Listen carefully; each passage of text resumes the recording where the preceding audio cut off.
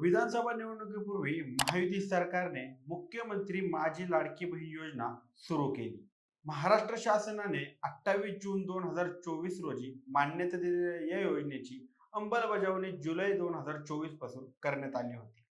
महिलांना 1,500 रुपये थेट खात्यात मिळत असल्याने याचा परिणाम विधानसभा निकालावर आपण पाहिलाय. महायुतीने आपल्या वचननाम्यात लाडक्या बहीण योजनेचे 1,500 रुपयांच्या 2,100 रुपये करण्याचं आश्वासन दिलं होतं. पण महायुती सरकार सत्तेत येताच त्यांनी या लाडक्या बहीण योजनेची पडताळणीची सुरुवात केली आहे. आता या पडताळणीत कोणकोणत्या गोष्टी असणार आहेत आणि 2,100 रुपये सरकार केव्हापासून देणार, या सगळ्या गोष्टी जाणून घेऊया आजच्या या व्हिडिओमध्ये. नमस्कार, मी सनी आणि तुम्ही पाहताय दैनिक राज्य लोकतंत्र. आता निवडणुकीपूर्वी लाडक्या बहीण योजनेचा 2 ते 2.25 कोटी महिलांनी लाभ घेतला आहे असं सांगणारी महायुती सरकार महिलांच्या खात्यावर आता कात्री चालवणार आहे. मुख्यमंत्री लाडकी बहीण योजनेअंतर्गत 21 ते 65 वर्षापर्यंतच्या महिलांना महिन्याला 1,500 रुपये दिले जातात. आतापर्यंत या योजनेचा लाभ 2,34,00,000 महिलांनी घेतला आहे. आता या लाभार्थ्यांची पडताळणी सुरू केली जाणार आहे असं महिला व बालकल्याण खात्याच्या मंत्री अदिती तटकरे यांनी सांगितलं आहे. अदिती तटकरे म्हणाल्या की 2.5 लाखांपेक्षा ज्यांचं उत्पन्न अधिक आहे, ज्यांच्याकडे 4 चाकी वाहन आहे, ज्या महिलांनी लग्न होऊन इतर राज्यात वास्तव्यास गेल्या आहेत, तसंच त्यांनी 2-3 वेळा अर्ज दाखल केला आहे, अशा लाभार्थ्यांची पडताळणी सुरू आहे.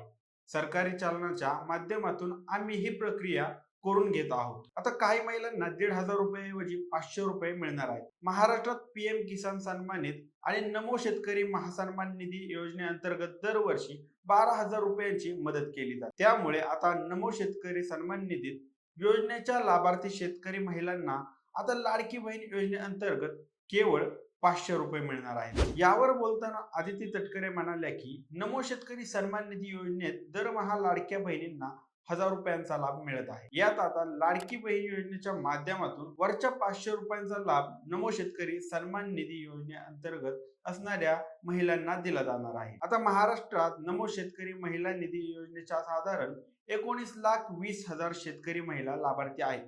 त्यामुळे त्यांना आता लाडकी बहीण योजनेअंतर्गत दरमहा 1,500 रुपये ऐवजी 500 रुपये मिळणार आहेत. तर कोणत्या महिलांची पडताळणी होणार हे पाहूया. आता सरकार संपूर्ण 2 कोटी महिलांची पडताळणी करणार नाही असे सांगितले जात आहे. ज्यांच्याकडे पिवळे रेशन कार्ड असेल किंवा केशरी रेशन कार्ड असेल, ज्यांचं उत्पन्न 1 लाखापेक्षा कमी आहे, अशा महिला जवळपास 1.5 कोटी आहेत. यांची पडताळणी होणार नाही असं सांगितलं जात आहे. आता पिवळे रेशन कार्ड आणि केशरी रेशन कार्ड 1.5 कोटी आणि नमो शेतकरी सन्मान निधी योजनेचे 19,20,000 लाभार्थी वगळले तर जवळपास 65 लाख महिला राहतात. या 65 लाख महिलांची पडताळणी होणार आहे असे सांगितलं जात आहे. आता सगळ्यात महत्वाचा मुद्दा म्हणजे ज्यामुळे महिलांनी महायुतीला भरभरून मतं दिली, तो म्हणजे 1,500 रुपयांचे 2,100 रुपये कधी होणार. विधानसभेच्या विजयानंतर महायुतीने अद्याप 2,100 रुपयांच्या संदर्भात कोणताही निर्णय घेतलेला नाही. तर याबाबत मार्च महिन्यात होणाऱ्या अर्थसंकल्पात निर्णय होईल अशी चर्चा रंगली आहे. आणि अर्थसंकल्पात निर्णय झाला नाही तर येणाऱ्या पुढच्या काळात ज्या महिला लाडकी बहीण योजनेचा ज्या निष्कर्षात बसतील त्यांनाच 2,100 रुपयाचा लाभ मिळणार आहे.